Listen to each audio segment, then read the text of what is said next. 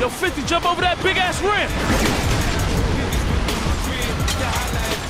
Forget Batman Arkham Asylum, Uncharted 2, or Call of Duty Modern Warfare, because the real game of the year for 2009 was 50 Cent's Blood on the Sand, a ludicrous third-person shooter starring the eponymous rapper. It's kinda like Max Payne in the Middle East, just with more profanity. You want some of this, huh? This masterpiece was developed by Swordfish Games and released in February 2009 for the Xbox 360 and the PlayStation 3. And look, all jokes aside, it's actually not a half-bad game and is still oddly playable in the current year. It's also vastly improved from the last game that 50 Cent was in on the PlayStation 2, which I'm worried to even speak about. Say that game's name 3 times in the mirror and it haunts you for the rest of your life.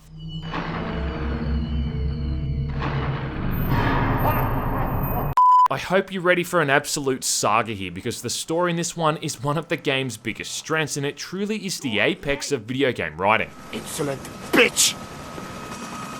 This is a story that's going to make you question right or wrong. It's a powerful social commentary that also makes the player question and examine the human condition. Where's your boss, bitch? Nah son, I'm just kidding. It's exactly the kind of thing you'd expect from a game using 50 Cent's likeness. And believe me, I'm all for it. Go on. Right, so here it is. 50 Cent and the G Unit are putting on some kind of sellout show in the Middle East, and they walk off the stage when it's all done and dusted, ready to get paid, taking in a cool 10 million buckaroos. Or at least so they thought, because it turns out their payday's been put on hold after their promoter, Anwan, has been robbed. Always being an understanding and empathetic person, 50 reacts to this by pulling out a pump-action shotgun and threatening Anwan at gunpoint. Because yeah, I'm sure he's going to be able to produce that missing cash when he's got no head.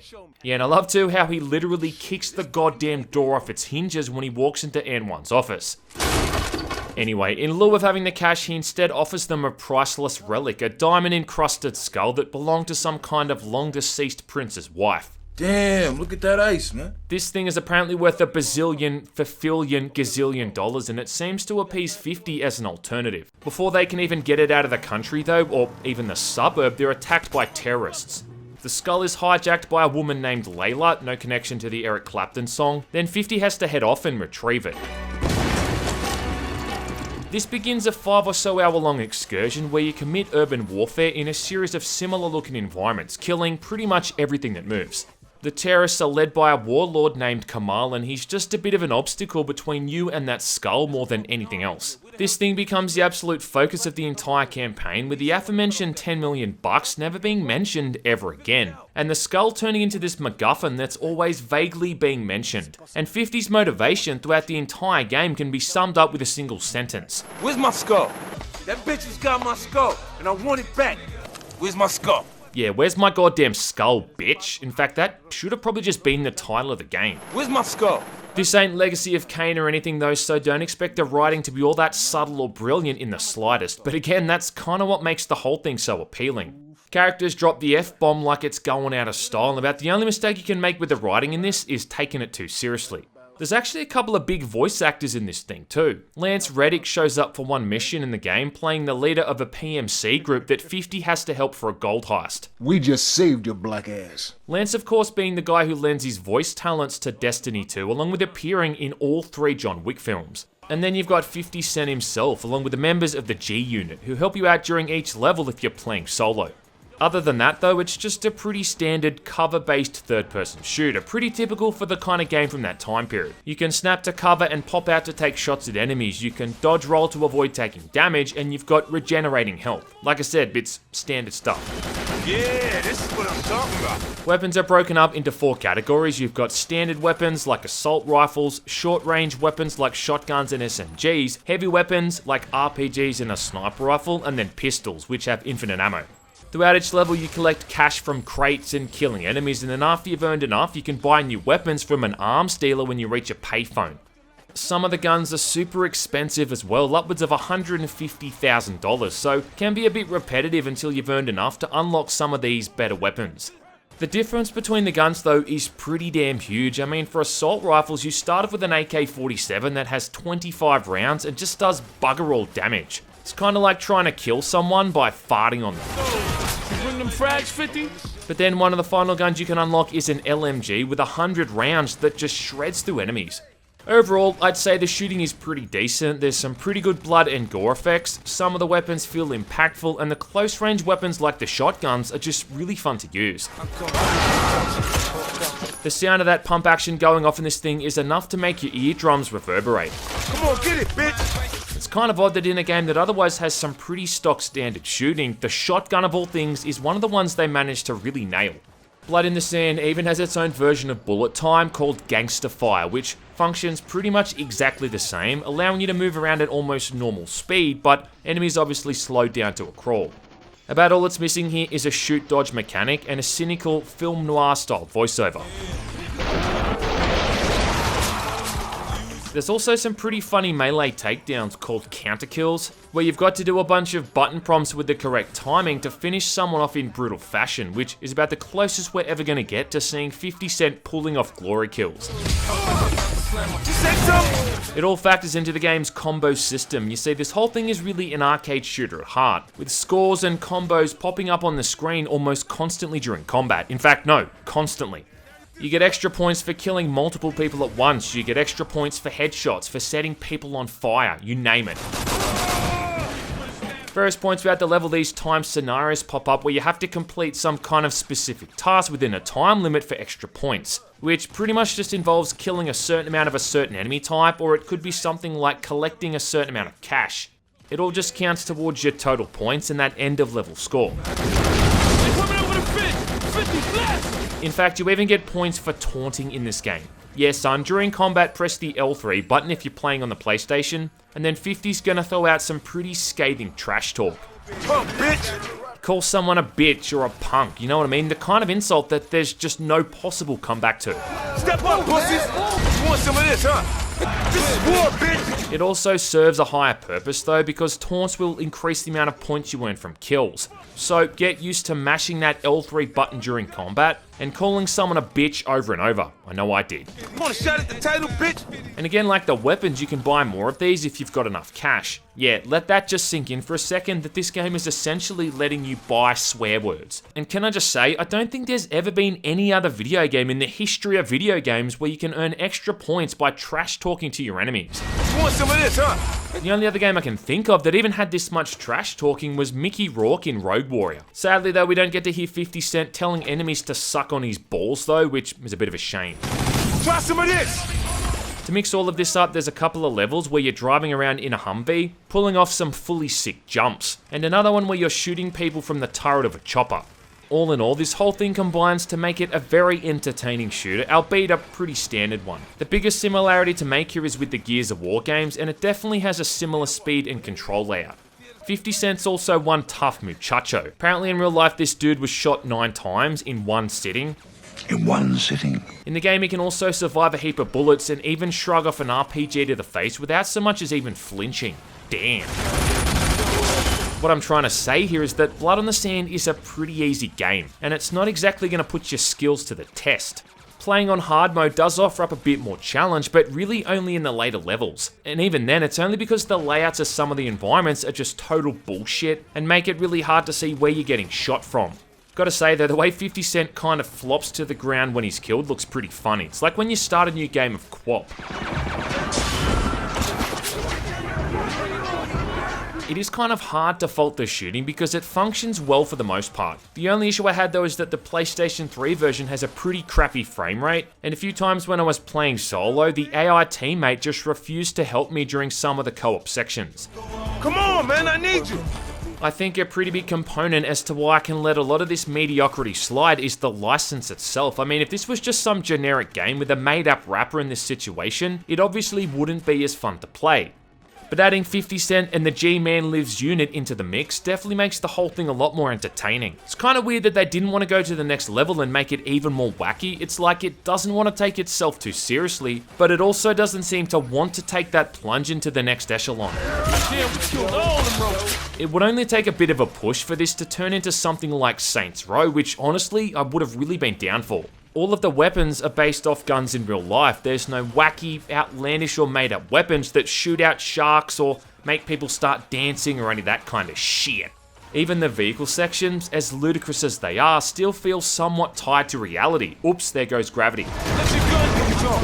Blood on the Sand definitely feels like a game designed with the co-op in mind. Playing it by yourself is fun enough and it still works mostly, but like a lot of other things, you're better off bringing in a second person into the mix. If only just to laugh at some of the shit you're gonna hear and see throughout the campaign. Now you really starting to piss me off here. Some of the levels have you driving a Jeep with a mounted machine gun, with the AI just doing a pretty piss poor effort at firing it. Just kind of feels like it was designed with a second player in mind. Same thing with that level when you're in the chopper, firing at people on the ground with a minigun. There's almost too many people to shoot at by yourself. Just kind of feels like someone else should be there giving you a helping hand. I still remember picking this up pre-owned back in the day and expecting it to be an absolute piece of shit, and yet I was pleasantly surprised at how, premise aside, it's really not all that bad. It's kind of indicative of how journalism and gaming critics were back then, where it just seemed that if something didn't get an 8 or a 9 out of 10, they were just written off as not being worth the player's time. We know now in 2020 that that isn't always the case, and just because a game's not a big budget AAA 10 out of 10 title, that it still has some merit and is worth checking out in some instances. This is one of those cases. I think that's why a lot of people talk about this thing so fondly. It reminds us of a simpler time when gaming and life was a lot easier, and a game about 50 Cent gunning down terrorists in the Middle East with an LMG could come and go without that much of a fuss. About the best indicator of the time this game came out is that it runs on the Unreal Engine 3, which, as I've said before, was really the town bicycle of gaming engines. I mean, in that year alone, we had Arkham Asylum and Borderlands that both ran on the same engine, to name just a few. The Unreal Engine 3 games always had a very distinct look that you could almost always identify as soon as you saw it. It's almost kind of nostalgic in a way.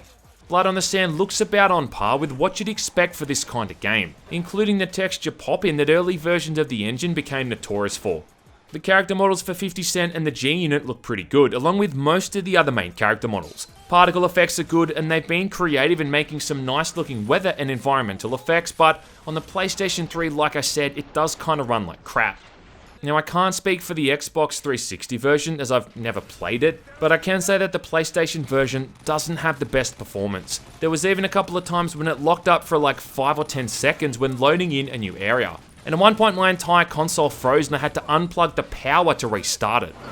Don't push me. Probably the funniest thing about the presentation is how the entire soundtrack is just 50 Cent songs playing in the background the entire time, with there being something like 40 tracks all up. Well, it is kind of funny anyway, until YouTube algorithms picks up on this and flags it for copyright.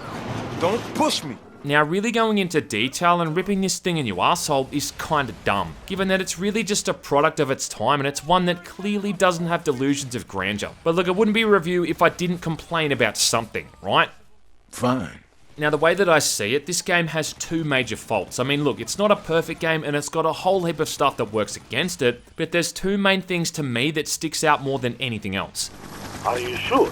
The first one is that the campaign overstays its welcome. I mean, it's not super long anyway, at only about 5 or so hours, but there's a point where you take out Kamal, that guy you've been hunting since pretty much the start of the game, and he's the one who's been sending all of these terrorists after you. This all ends with a boss fight against him in a helicopter as he circles a rooftop, and he takes about half a dozen or so shots from the rocket launcher before he goes down. It's not the hardest boss fight ever made, but it feels like it could serve as an end boss fight, and it really should have been. Instead, it then just keeps going on from here, and it introduces another character who it turns out is even more powerful and well connected. This guy's an American expat who came to the country to dip his dirty fingers into every dirty pie and make as much money as possible, but he's never really been referred to until this first time you meet him. Then he goes off to another part of the country, so on the way to reach him, there's that level where you're on the turret of the chopper, which goes on for like 15 or so minutes, before this thing is then shot down and you have to head the rest of the way on foot. Instead of fighting terrorists, now you're just fighting generic looking Russian mercenaries from a PMC group, and it just feels like even more of the same kind of run-of-the-mill military third-person shooters without any of the novelty. I ain't never seen shit like this. It's just another needless 2 or so hour long exercise, which again ends with another boss fight against a chopper. In fact, it is also worth mentioning you come up against the same looking chopper at least 3 or 4 times throughout the entire game. Yeah, they were really smoking the resin out of the creative bong pipe with the bosses here, weren't they? Then there's a couple of needless betrayals from some of the side characters, which almost feels out of place at this point. Layla, for instance, spoiler alert, goes from being a villain to an ally where it almost seems like she's gonna be a romantic interest. You a crazy bitch, you know that? but then she goes back to a villain again, if only out of convenience for the plot to have something happening. Don't take it so bad. Even Anwan turns on you at one point too. What a prick. I mean, what the hell, dude? I hold you at gunpoint, take your priceless skull and insult you constantly, and this is the way you repay me, motherfucker? Yeah, nah, we should have seen that one coming. In fact, I'm surprised it took him so long.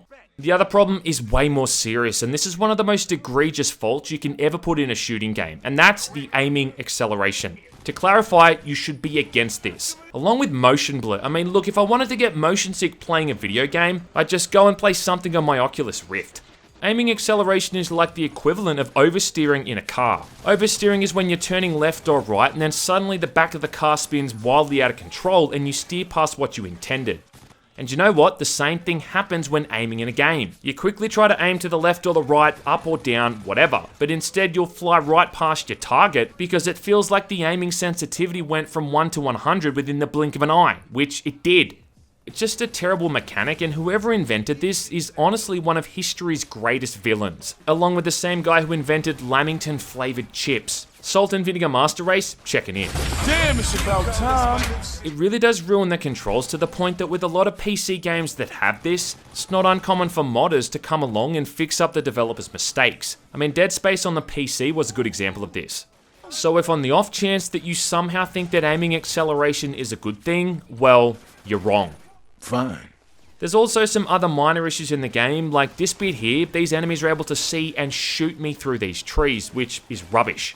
The last level in the game is almost RNG when playing solo, because sometimes the AI controlling the G-Unit member on the turret often can't kill the enemy Jeeps before they blow you up. It just kinda harks back to what I said before, how you should really be playing this with a second person.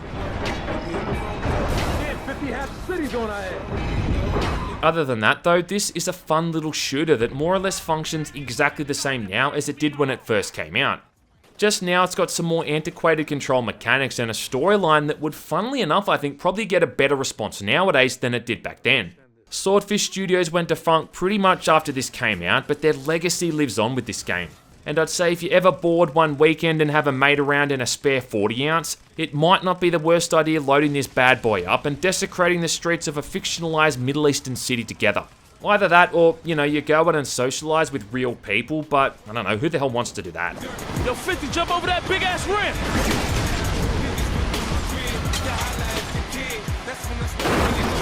Where's my skull?